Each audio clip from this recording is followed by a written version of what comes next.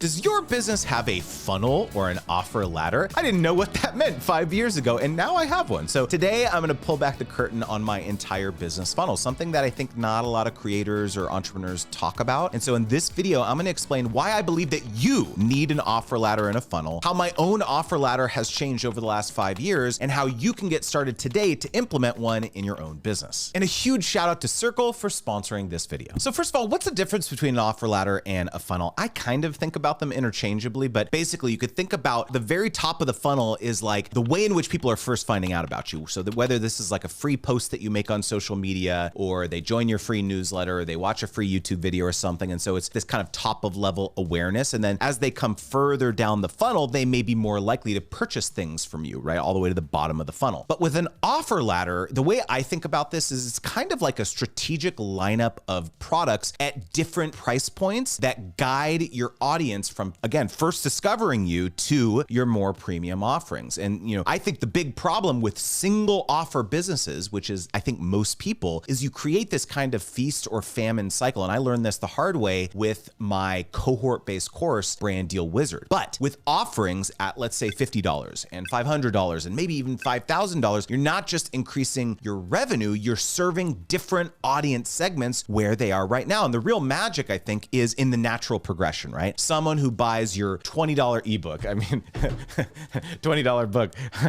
Anyways, someone who buys your $20 book and then they get results, right? They may be 4 to 5 times more likely to join your $1,000 course or join your, 3K a year coaching program or something. They're so much more likely to do that than just a cold prospect because they've experienced your value and they're basically primed for the next step. And so without an offer ladder, you're basically leaving money on the table and failing to serve large segments of your audience. But with an offer ladder, you basically create much more stable income and this natural pathway for customers to grow with you. So I want to share my offer ladder journey over the past 5 years because I was a single offer business for a long time, but it was not the course, it was one-on-one coaching. So I was just trading time for money. People were booking me for these one-off calls, but it wasn't like a long-term engagement really. It was like, okay, I'll pay you, at that time, I think it was $250 was what I was charging for a 1 hour call. I'd later increase it to $500 and then $1,000 an hour. But again, it was not very strategic. And people, when they needed help, they would just book me again. And then I got smart. I was like, okay, let me make a course, like a 4 or 6 week course where I'm going to take you through my framework. I'm going to do the whole thing. And that was actually very successful. But what happened was I very intentionally made that course for more intermediate to advanced level creators. I actually mandated, I said, hey, you have to have done at least 1 paid partnerships to participate in this course. And so I excluded a whole segment of prospective customers from the course who may have wanted to learn from me, but they had never done a brand deal. And so they're like, well, I guess I can't work with Justin. And so I ran that cohort for a while and then I got smart. I was like, okay, I've got all these people I'm not serving with the cohort. Let me create an on-demand course called Gifted to Paid. And I listed it at $500 or retailed at $500. And so I had great intentions. Let me serve,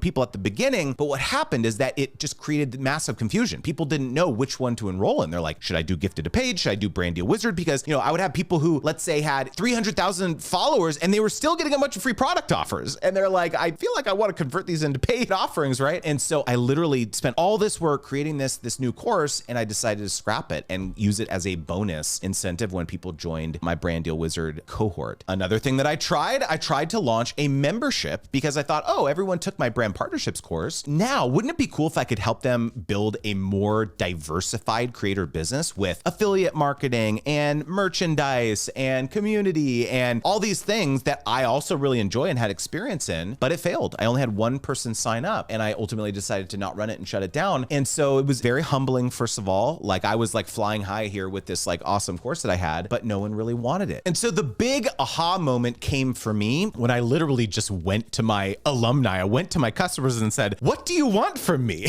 Because I was trying to invent these next products in a vacuum. And they came to me and they said, Justin, look, this was all good and well. Thank you for doing that. But we just need like ongoing support with sponsorships. We don't want to learn from you about diversifying our business. We just like need, when a new opportunity lands in our inbox, we want support from you or your team. And so I was like, there was the aha moment. So now let me give you a breakdown of my full offer ladder in Circle. So I've consolidated everything in Circle. This actually was a big challenge when I had all of my offers in disparate places, like my course hosted on Thinkific and my private Facebook group. It was like super confusing for my customers or my prospective customers to really know where to go. But the brilliant thing about Circle is that everything is is in one place now. And even people who have never paid me a dime and they're in the free portion of my community, they can see all of the various offers and ways in which we can give them more detailed support. All right, so let's talk about the lowest rung, okay, which is the book, right? This is 20 bucks, $9 for the ebook, and you can learn a lot. You can learn a lot from just reading this book and get results. And the very moment that they get on my email list after purchasing the book, I drive them to the free portion of my Circle community because I want them in there seeing all like the paid sponsorship opportunities that we're listing. And they can very quickly see like, oh, let me click on this space. Oh, it's locked. Wait, the course? Oh, there's a course here. I can watch videos. Oh, wow, I can get coaching. So it's a brilliant introduction to my universe, right? Now, let's go up to the next rung, which is my paid challenges. So I charge $97 for these. My next one is in July. It's called the 10K Brand Deal Challenge. It's basically for 7 days, and we create a pop-up space group within Circle. So people are only get access to that for a limited duration, but they get to see the experience, right? There's a forum and they can get support from us on their pitches, and there's going to be live streams and all that. But again, they're in there, they're in the community, they're seeing the other various things that we're doing. So this is like kind of a very, very clear path from, you know, someone who is paying a relatively modest amount to potentially buying the course or buying coaching right there on the spot. Now, the next rung up is my Brand Deal Wizard course. So I mentioned I used to run it as a live cohort. I no longer do that. I converted it into a fully on-demand course that I can host within Circle. So Circle is not just a place where it's like forums and you can make posts and stuff like that. Of course, it has all that, but you can host your course videos within there as well. And so now people are purchasing the course standalone. They're not joining the challenge. They're not buying the book. They're not joining coaching yet. They just want to learn kind of in a self-paced environment, and they can do that. And again, they're here in Circle and they can see the other offerings, which is brilliant. And finally, on that top rung, we have our Wizards Guild coaching program. And so this is, to me, the gold standard. I've talked about this in previous videos about why I believe so strongly in asynchronous coaching. And this is what Circle has allowed us to do, is serve many more creators at scale. And so essentially what the program is that you get ongoing support from my team of sponsorship coaches every Tuesday and Thursday. You as a creator can post about, you know, the pitches that you're making, help with pricing that you need, a negotiation that you're in, putting together a proposal and needing help with the various packages. So you can post that anytime, but the next Tuesday or Thursday are our coaching days, and that's when we will get back to you. But the really cool part about this is in kind of a shared forum. So when we respond to you, other creators can also benefit from this negotiation. And by that same token, you can also observe others' negotiations as well. I know what you're thinking now. Okay, Justin, congratulations. How can I do this for myself? Okay, well, let's break down exactly how you can design your own offer ladder in Circle. And I've refined this process over, the last 5 years, basically. And I think that this works regardless of your niche. And so the first step is to map out your current offerings. So basically grab a piece of paper and just map everything out that you currently offer. And I mean everything, right? From the free content to your highest price offering, right? Just write down the price point for each one. Now, arrange those in ascending order by price. And this is going to give you kind of like a visual of what your ladder currently looks like. And I think, a lot of creators are very shocked to discover that they have huge price gaps or are maybe missing entire rungs on their ladder. And so, for example, when I first did this exercise, again, my cohort ultimately, when I taught my course, was $3,000. There was no other way to work with me from like 0 to 3,000. I had stopped doing the one-on-one coaching. And so it was this giant chasm that people had to cross. And it was a pretty tall order. It's like trying to climb a ladder with some rungs missing, right? There's 3 rungs missing. You're like, trying to get up to this. So first you have price gaps. And ideally, I think you want price points that roughly kind of like double or triple or maybe quadruple as you move up your ladder. And so if you have free content, then maybe you have a $27 product, then a $97 product, then maybe, I don't know, like a $297 course, something like that. Second, you have solution gaps. Like each offer should solve a specific problem for your audience at a depth appropriate to the investment, right? And so asking yourself, what problem does my audience have that isn't being fully solved by my current offers? It's just a critical exercise. And then third is kind of an interesting one, but it's an experience gap. As your investment increases, the experience, I think, should become more personalized. If your $500 offer and your $5,000 offer provide the same level of access to you, something is wrong. So the next step is to design your pricing strategy. And I think for pricing, this is where a lot of people get stuck. And here is my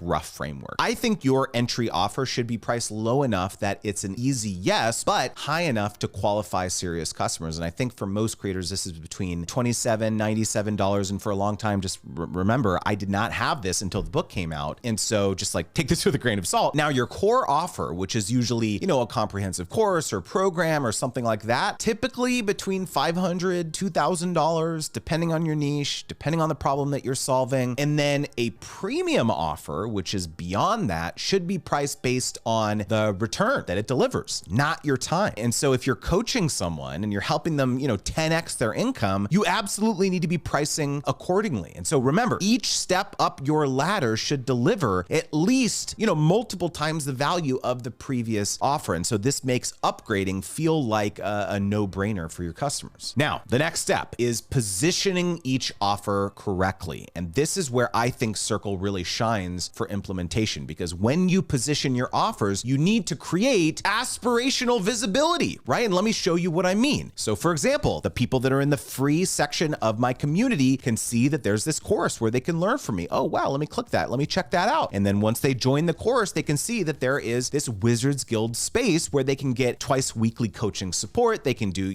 the twice monthly co-working calls. And so they can see the kind of the activity that's happening there, which will spark the curiosity, the desire, the FOMO. And so I think positioning each offer as kind of the natural next step for someone who's gotten results from your previous offer is super, super critical. So you can't position them as completely separate products. Now, real quickly, we got to talk about avoiding the common mistakes that I've seen. And so I want to save you from some kind of painful lessons with three biggest mistakes that I see. The number one is just creating too many offers too quickly. I think you need to start with, 2 or 3 well-designed offers before expanding. I think just quality over quantity always wins. Number 2, not having clear differentiation between offers. This is probably the most critical, or the biggest mistake that I see, because if your audience can't immediately understand why they should upgrade, they won't. And the third mistake is pricing based on what you think people will pay versus the value that's actually delivered. I have made this mistake, and I've seen creators leave hundreds of thousands on the table this way. And this is, maybe not something that you're gonna learn right away, but over time, as you see the transformations that you're getting people, it's gonna become more and more obvious. Let me quickly share an anecdote of something in my own business to hammer this home. So when I launched the group support version of my coaching program, I had an annual incentive. So I said, okay, if you join at this kind of founder level, I'll give you $1,000 off. But after a certain date, you have 2 options. It's joining at $3K a year or at, $300 a month. So I provided a monthly installment option because I thought, there's going to be people who want to join that can't commit at that larger,